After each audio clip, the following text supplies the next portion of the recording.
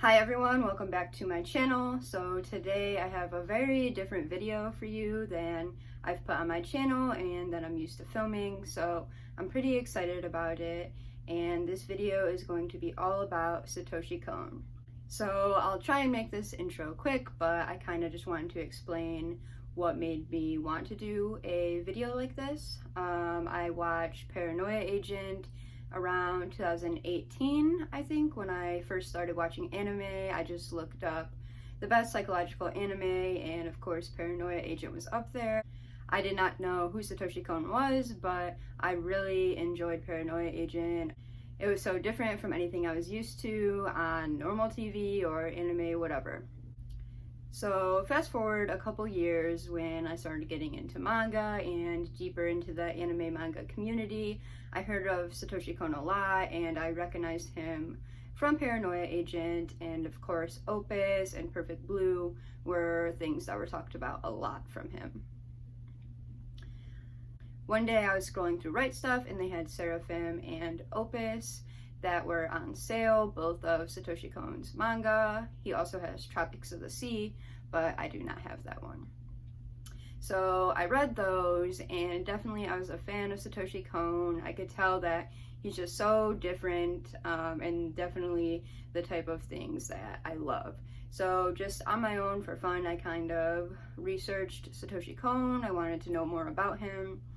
And I did know that he had passed, but I didn't really know how or just anything about his life. So I looked up interviews of him and everything, and I decided that I wanted to watch all the rest of his works. Anime movies are not something I usually watch. I think I've only watched A Silent Voice, which is really random, and I don't even like romance, but it was a really good movie. So anyway, I just never have the headspace, I guess, to watch an anime film. I always just want to dive into a series, but I have been wanting to watch Perfect Blue for so long, and after researching Satoshi Kon, it was definitely the right time. So then I decided I was not only going to watch Perfect Blue, but I wanted to watch all of his major films in order when he produced them, and it was just really for my own fun, but I thought that it could make a really interesting video and maybe show people, introduce people to Satoshi Kon who might not know of him, even though he's a big name. I think a lot of people still have not seen all or sometimes any of his movies, so I thought it would be good. And for people who are already familiar with him, maybe just dive into a little bit of the background of all the films and manga and a little bit about Kon himself. So thank you for watching, and let's get into the video. So Satoshi Kon was born in Hokkaido, Japan in 1963.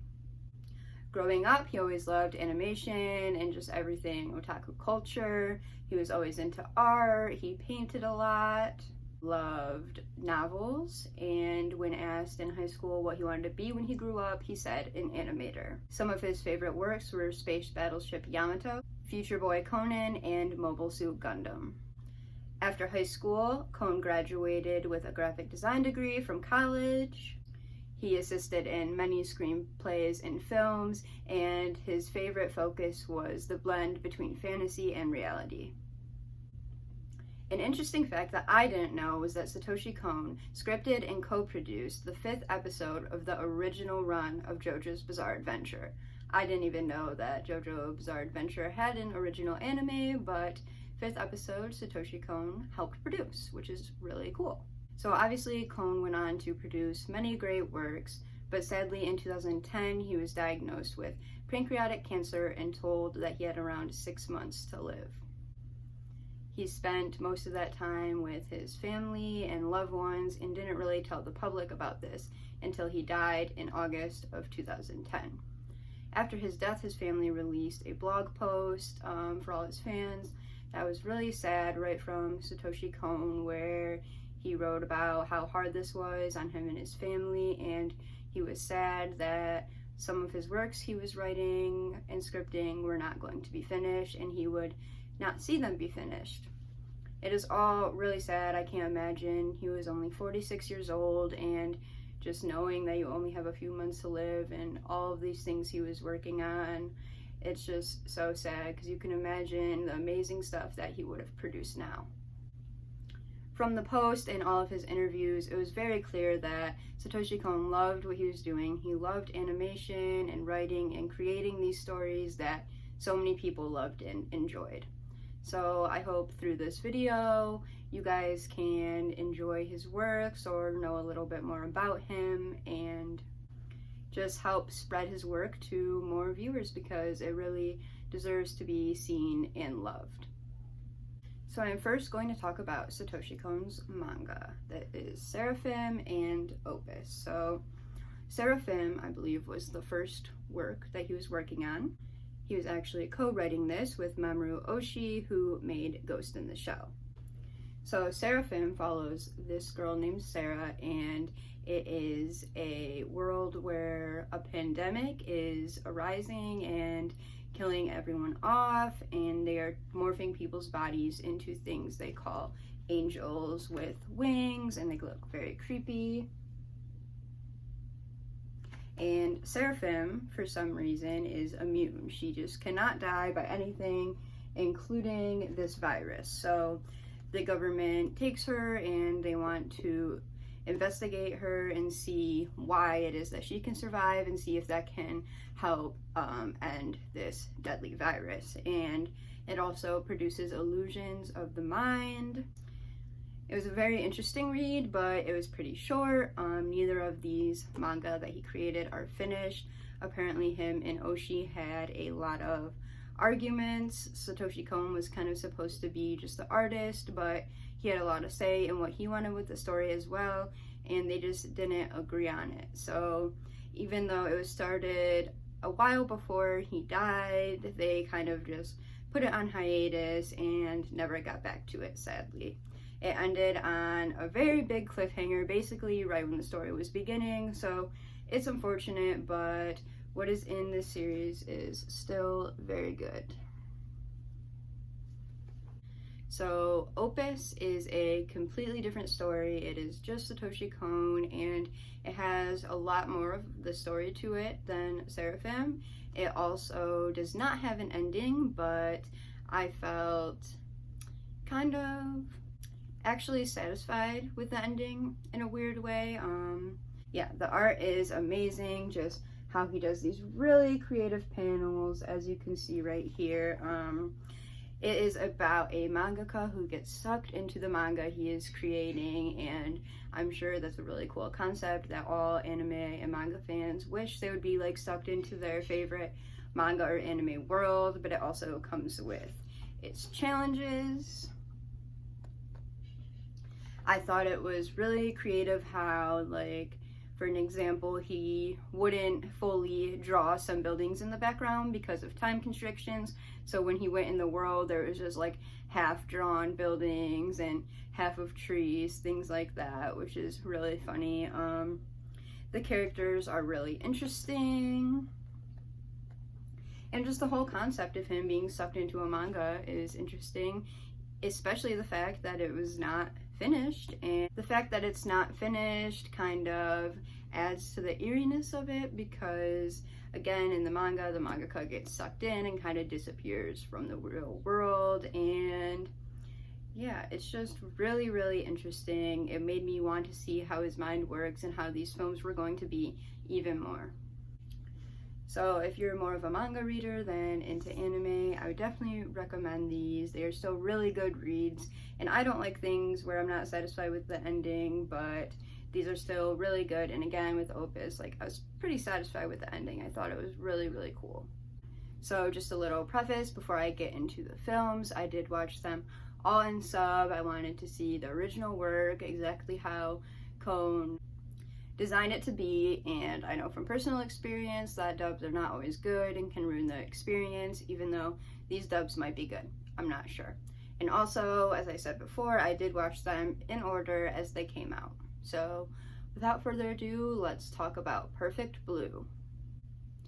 Perfect Blue was released in 1997, which was the year I was born. Perfect Blue was originally a novel by Yoshikazu Takuchi. The novel was supposed to be made into a live-action film, but due to an earthquake that happened, they had a very low budget and had to do an animation instead, which they asked Satoshi Kon to direct.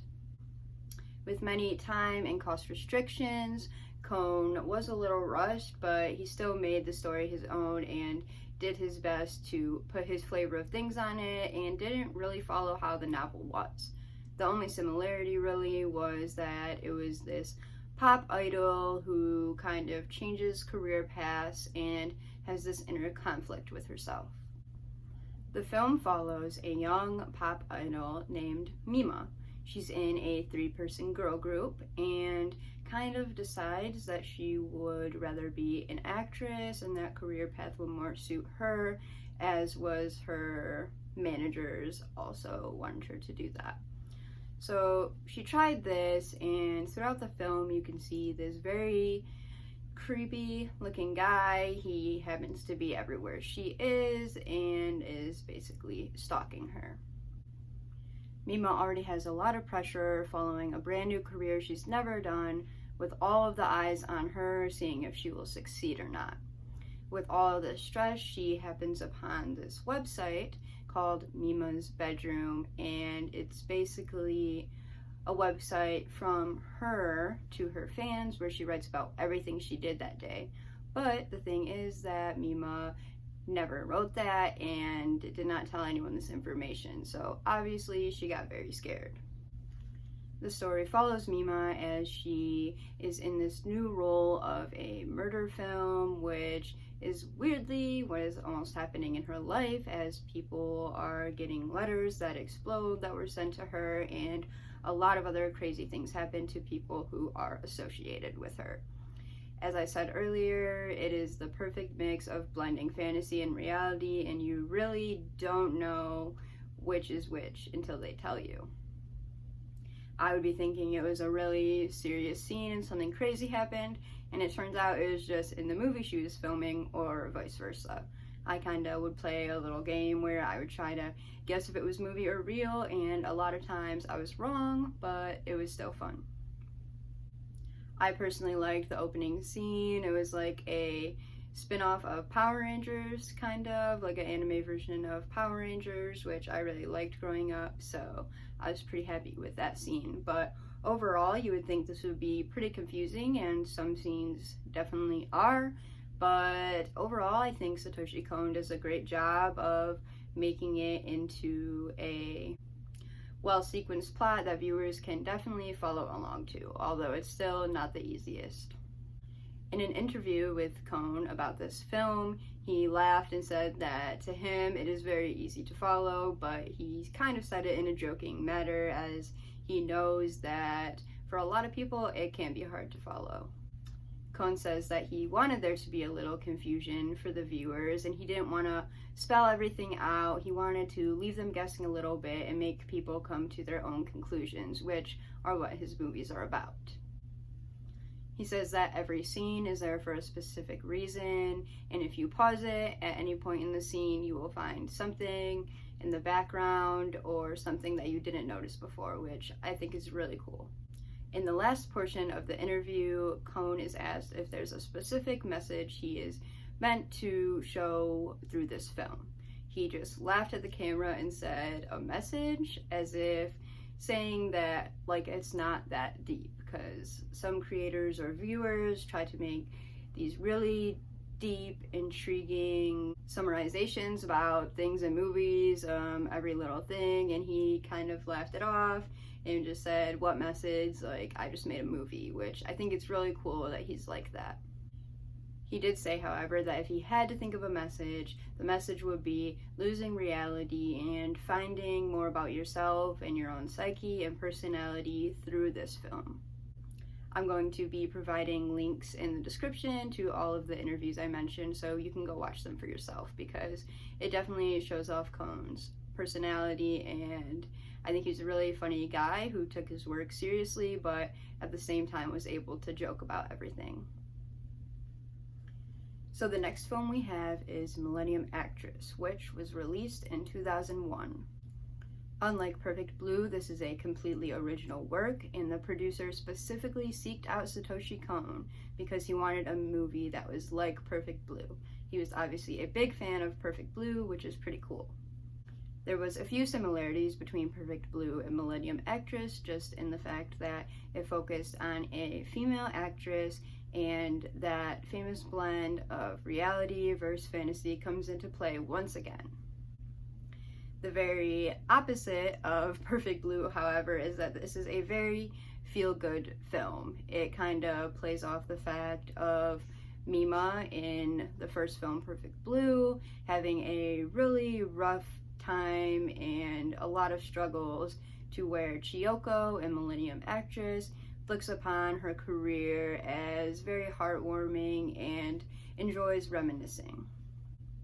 Which is kind of good because I watched this in order. I watched them the same day, so it was a good contrast to Perfect Blue, which made me feel many things, and this was more of a heartwarming, feel-good film. So getting into the plot of the film, it focuses on a now old woman named Chiyoko. These two filmmakers wanting to do a documentary on her go to her house and interview her and talk about her past as an actress. So again, she reminisces, and there's a whole subplot of her and this key that she got from a man, and this man who disappeared just kind of constructs her whole life and her life choices from then on. The film goes a lot through real life time where they are interviewing her and back into her past as a young actress and the different films she was in. Satoshi Kon and the producers studied a lot of Japanese film history and made sure they wanted to reflect it the right way in their films. They also wanted to make sure that Chiyoko was very elegant in every scene. Kon mentioned in an interview that him and the producer argued a lot and disagreed a lot on what they wanted in this film, and the story changed many, many times. It's kind of a common theme I'm seeing in Satoshi Kon's work, not that he's very argumentative or anything, he just wants things to be done a certain way, and it shows that he really wants to love whatever work that he puts out. Again, the film had budget restrictions, which is crazy to me because of all of Satoshi Kon's films seem to have that, but you really cannot tell at all. They all seem high quality to me and with really good story. It does not seem rushed at all. An interesting fact is a big part of the film is Chiyoko kind of running in these scenes, and Satoshi Kon and the producer mentioned how they never really seen a woman run or something, I guess. They were kind of laughing about that, or run in this specific way. So they had one of the crew who was a woman run, and they filmed her and used that as a reference, and that's something they've never really done before, so they thought that was really interesting. Overall, the film feels like this massive adventure where you are learning all about this woman's life, as well as Japanese history and filmmaking. The two camera people, Genya and Kyoji, definitely serve as comic relief in this. They made me laugh a lot as they were basically really pulled into this story and the past with Chiyoko, and how they reacted to all of it was just really great compared to the seriousness of the film. The ending, just as Perfect Blue's ending, leaves you with a little uncertainty and kind of lets you finish the story, which I think is really cool. But it also leaves on a fairly happy note, and I overall enjoyed this movie a lot. Now we're on to Kon's third film, Tokyo Godfathers. So Tokyo Godfathers was completely different than his past two films and different from what I expected of him. There wasn't many of the blending reality and fiction and really mixing between those two in a massive mindfuck, but it was more of a realistic portrayal, which I thought was really interesting. It was released in 2003 and again was an original work. So the plot of this story is set on Christmas Eve in Tokyo and follows three homeless people who discover a newborn baby in a dump with a note that says, "Please take care of her." Of course, at first they want to go to the police, but One of them wanted to keep the baby, and they all have very unique personalities, so they decide to keep the baby for just one night and see if they can find its mother or a better home. The story in general is really amusing because the three homeless people have all different characteristics. One of them is transgender, one is a 15-year-old girl, and the other is like a middle-aged man. They all have very different paths and experiences, and they all make a really funny trio. So take that and the fact that they are homeless themselves, now they have to care for a newborn baby. I really like how Satoshi Kon took this opportunity to shed light on the homeless population as well as LGBTQ in this film, which not a lot of people do, and he kind of debunked a lot of stereotypes for them and shown that they are just normal people and they do work hard and they should be treated as such.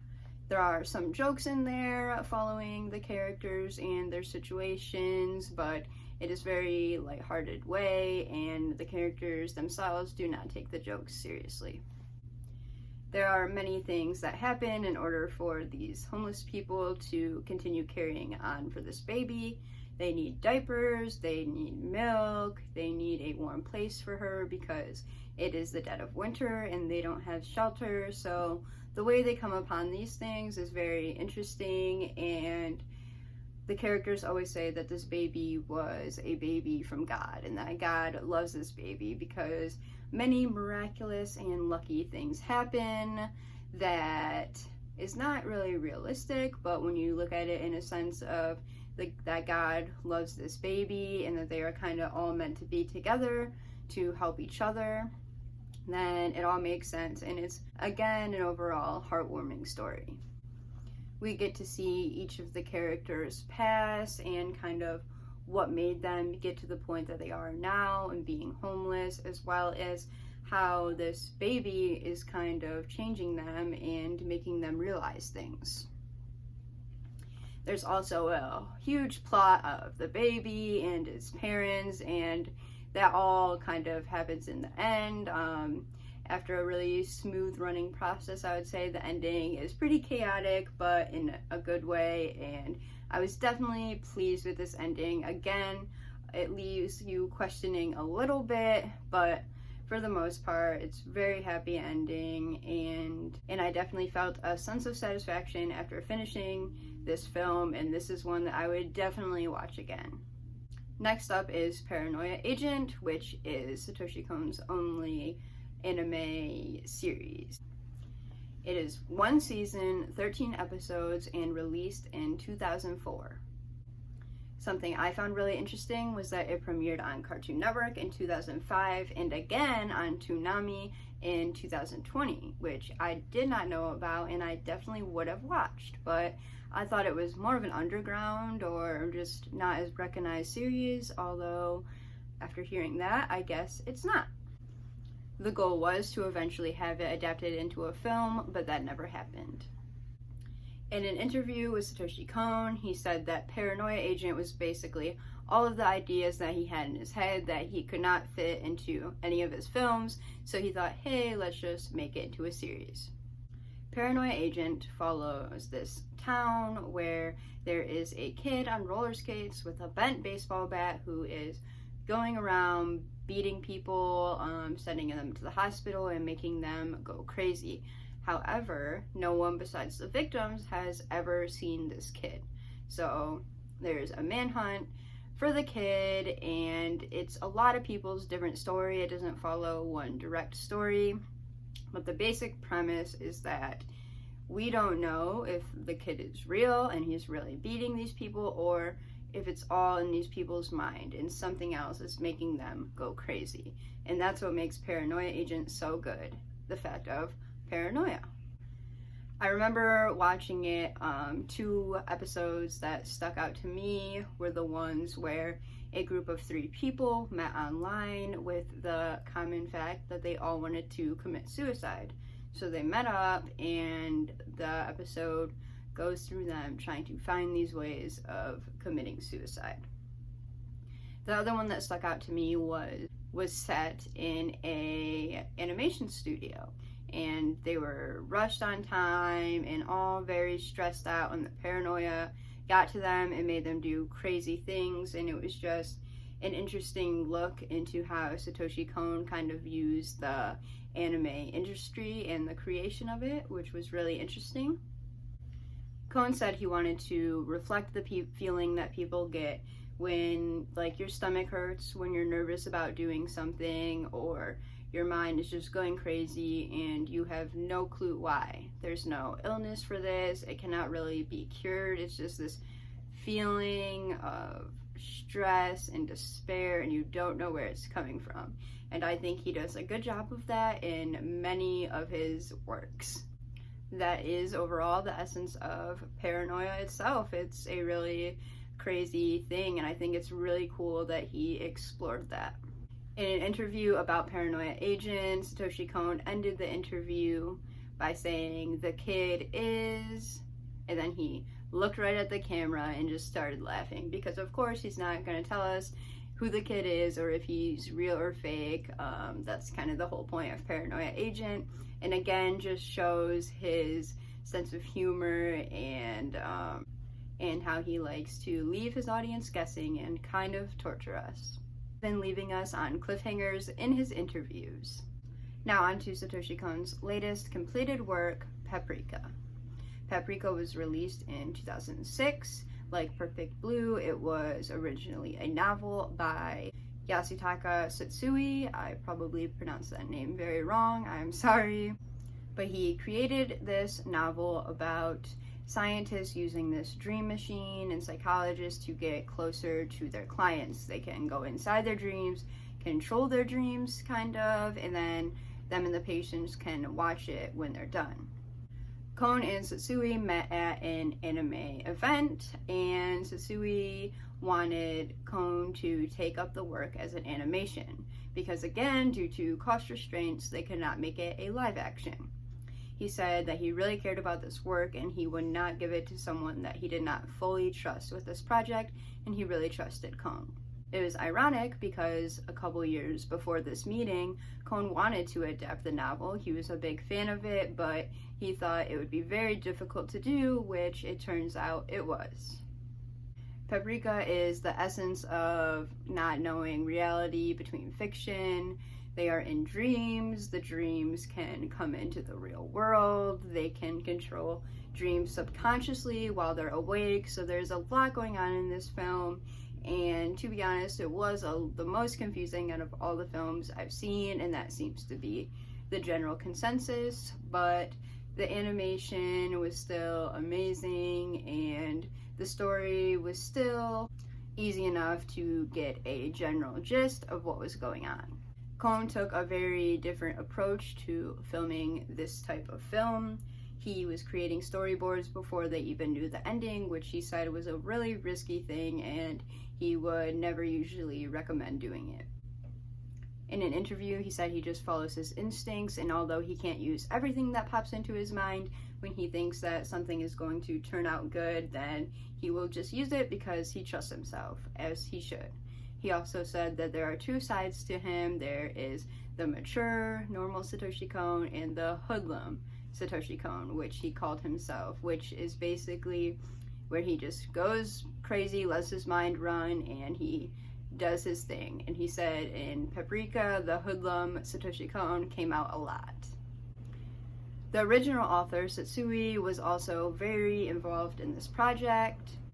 He was sent all the storyboards and script for the beginning, and although they did not exactly follow his novel, which he was already prepared for, he still got a lot of say in it, and ultimately he ended up loving it.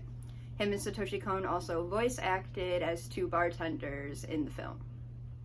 It was very funny to see because Satsui pretty much nailed his voice acting, and Satoshi Kon struggled a lot and just laughed at himself. He said it was really embarrassing, and he would just laugh whenever he made a mistake, so that was pretty funny to see. Somehow, the original author said that this film was more simplified than the novel, so I cannot even imagine the novel, especially when it's just something you have to read and you're not kind of seeing animated, but I would be very interested to read it. He said he was most nervous about the circus music because he really wanted that portrayed well, and after hearing it, he was very happy with how it turned out. That music I can still hear in my head now, I think. It's very creepy, yet somehow weirdly joyful and childlike, and it fit really well with the movie. A little fact, Paprika was actually ranked lowest out of all of the films mentioned in this video. On IMDb with a score of 7.7, which for IMDb I would say is still pretty good. The film took a massive 3 years to complete, and at its first showing in Japan, they sold out, which really pleased Satoshi Kon, and he brought gifts for everyone and just had a big smile on his face the whole time. Both Satoshi Kon and the original author of Paprika were very happy with this film, and you could tell. Some of my favorite scenes from the film were there's what I think is a Shining reference in the hallway where there's this wood or something coming in and she's running, and it's this red hallway in a hotel, and it's very reminiscent of The Shining, which I thought was pretty cool. And the ending scene especially was cool because they said to go watch the movie Dreaming Children. So one of the characters goes and is looking at all the movie posters, and they're all of Satoshi Kon's other movies in order, and then he walks into the film called Dreaming Children. This is especially significant because Satoshi Kon's latest work that he was working on and didn't get to finish before he died sadly was called Dreaming Machine, but I feel like it was originally supposed to be Dreaming Children, which is obviously why they put it in Paprika and why he went into the movie theater basically telling us all what his new movie was going to be before actually telling us. So Dreaming Machine was going to be a fantasy adventure anime centering around a world full of robots, specifically 3 main character robots. The main robot actually reminded everyone a lot of Paprika, and she does look a lot like Paprika. So there are no humans in this entire anime, it is all a robot world. Kon said it was going to be a film for both children and mature audience who enjoyed his other films, all to enjoy. It was going to be produced by MAPPA and Madhouse, which is crazy. A Satoshi Kon film produced by them was just 100% going to be amazing. After Kon's death, Madhouse tried continuing to produce it, but said they couldn't find anyone to match Kon's work and story and just his brain, how he thought of everything. It's very unfortunate, but it has ceased to be in production for a while now, and the production team says they do not see it having an ending. Although the storyboards and scripts are completed and a little of it is animated, you can see some pictures, but that is as far as they came and possibly as far as they will ever go. So you guys finally made it to the end of this video. I really hope you enjoyed and kind of lived this journey with me. I had a great time researching and just watching all of these films. Talk about all the films, cinematography and soundtracks were amazing. You can tell that Kon put a lot of effort in how he showed every single scene using all the different film tactics and scenes that he did, and it just made you feel like you were literally in the movie, which I absolutely love. I took a film class, so a lot of times, even when I don't mean to, I overanalyze all of the setups and the way the director films things, and it was really easy with this film because it was just every scene. You can tell that he tried and put the most effort possible into it. The soundtracks again added to the feeling with each movie, be it creepy or heartwarming. They did the job perfectly. Not only the films, but I really enjoyed learning about Satoshi Kon as a person too. I could tell that he had a sense of humor and put everything into his career, and I know that he would have kept making amazing things, and he sadly died way too early for his time. But I hope that everyone can continue watching his films and spreading the love for them because they deserve it. I'm going to end this by saying my rankings of the films, and I am not going to do this in an analytic perspective. It's just how I enjoyed them. Paranoia Agent would probably be first, but I really just want to do the films. So the favorite one I watched out of all of these was Tokyo Godfathers. Again, it's weird because I really don't usually like kind of slice of life, I guess, type films like that, and Perfect Blue is a little more up my alley. But I really enjoyed the characters and just the whole story along the way. It gave me very happy feeling. Number 2 would be Perfect Blue. Again, right up my alley. Murder scenes, crazy psychology and mindfuckness throughout the whole film. Loved it. Number 3 would be Millennium Actress. I really enjoyed all the different scenery they did, and again, the 2 cameraman characters with their comic relief, I really enjoyed. So number 4 was Paprika. Not saying that I didn't enjoy it by any means, it was just a little more confusing to me and kind of just went on the role of the dreams, and any crazy thing can happen at any time, whether in dreams or reality, then following like a specific story kind of. So that is why I enjoyed that one the least out of the 4, but still great. The general consensus online seems to be around the same as me. A lot of people like Tokyo Godfathers and Perfect Blue up at the top, some like Millennium Actress, and most had Paprika at the bottom as they were a little confused, but again, good movie. So if you made it to the end of this video and watched it all the way through, round of applause. I love all of you, and I would like you to comment which film piqued your interest the most, or manga in this video if you've never watched Satoshi Kon, or if you have, which one is your favorite. Thank you guys for watching, and I'll see you next time.